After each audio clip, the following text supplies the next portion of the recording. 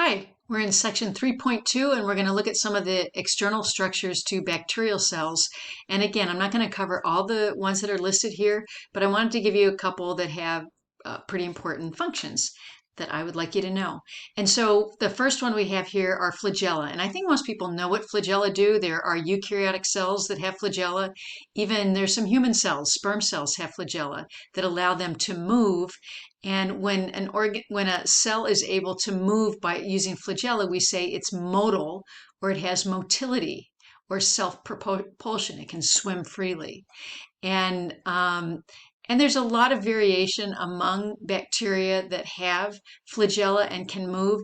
And your book goes into a lot of details on the structure. It's really cool stuff, but it's just beyond what we need to know for the points I'm trying to make.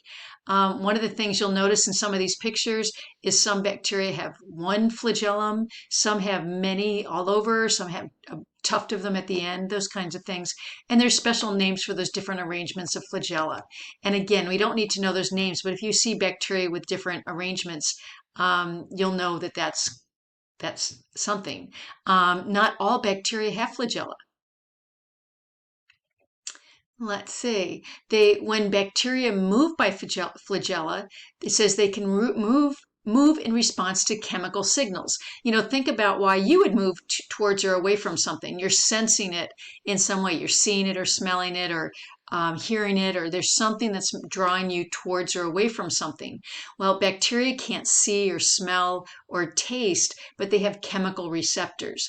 And so what they can do is they have something called chemotaxis, which means they're going to, as they're sensing a certain chemical, they're either going to be attracted to it and move towards it, or they're going to be repelled by it and move away. So even things like pH, that determines the amount of acidity in a solution, pH is determined by the hydrogen ion concentration. So you might have chemoreceptors for hydrogen ions if you're a bacterial cell.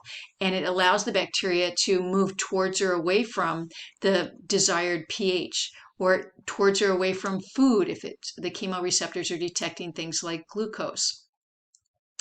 Down here, it talks a little bit about how bacteria move by flagella, and they talk about the concept of runs and tumbles.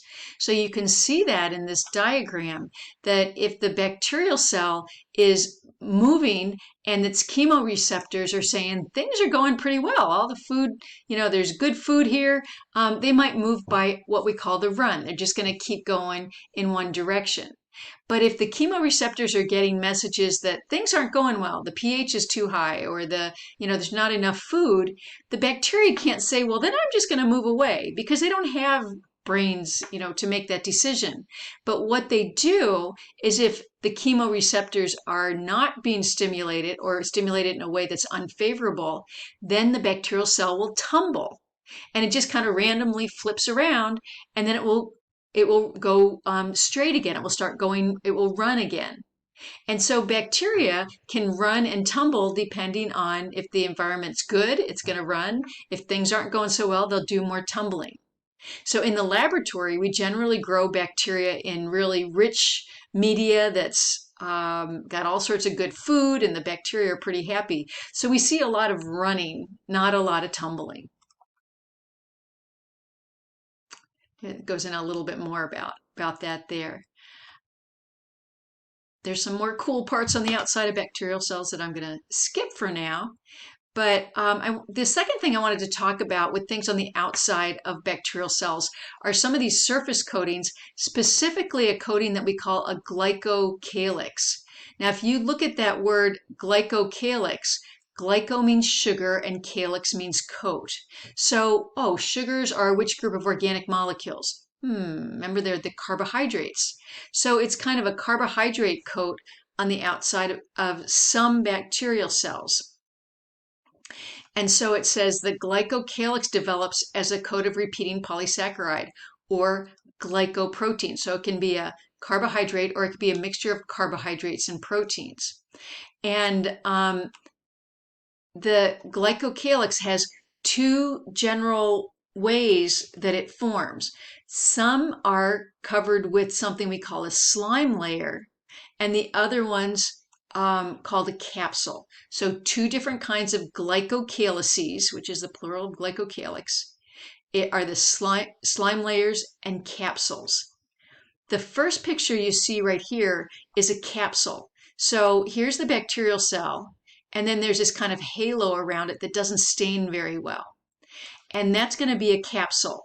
And so think about a pill that has a capsule around it. You know, it's the same shape of the inside of the pill. So some bacteria will have capsules, and the capsules can be very important to the bacteria when it comes to causing disease. And that's because because capsules prevent the bacteria from being engulfed by white blood cells, which you might remember are called phagocytes. Some of them are phagocytes, and it talks about in here. It says that there's phagocytes, which are some of our white blood cells. They're a natural body defense, and they can destroy foreign cells through phagocytosis. But if there's a capsule on the outside of the cell, the bacteria, the phagocytes just can't grab onto the bacteria as effectively. So bacteria that are able to make capsules tend to be more resistant to our immune system than those that make capsules. And so they're more likely to be pathogenic or cause disease. The slime layers are a little bit different than capsules. You'll notice here that here's some bacteria landing on a surface, and they're showing you this kind of layer on the outside that's a slime layer. And eventually you get this complex community. I think of a slime layer, if I think of a capsule as a bacterial cell with a coating on it that's the same size and shape of the bacterial cell, the slime layer is a lot different. A slime layer is kind of like the bacteria are the chocolate chips in the chocolate chip cookie, and the slime layer is all the dough in between. So the slime layer of one bacterial cell kind of blends with the other. And so here we have this whole mass of microbes, and they don't even have to be the same kind of microbes, where this slime layer's attaching them all.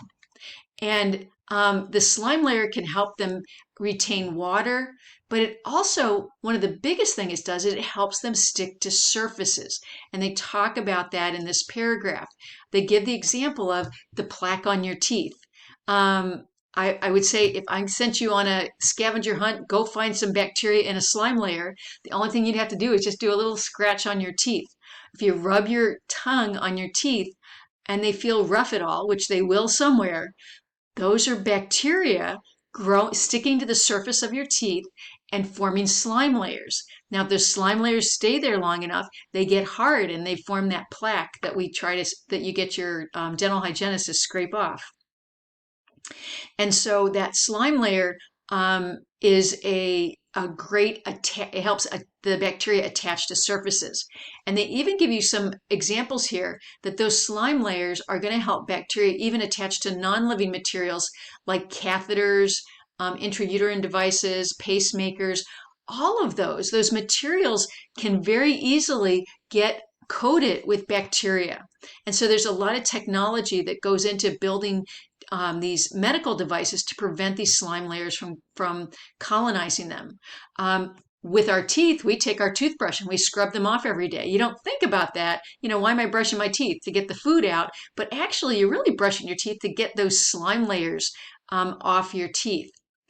The other one I think about, I have pets and I have bowls of water, and I always rinse the bowl of water and wash it out with a sponge a couple times a week, because you'll notice that it starts getting slimy inside, and those are bacteria growing on in a slime layer.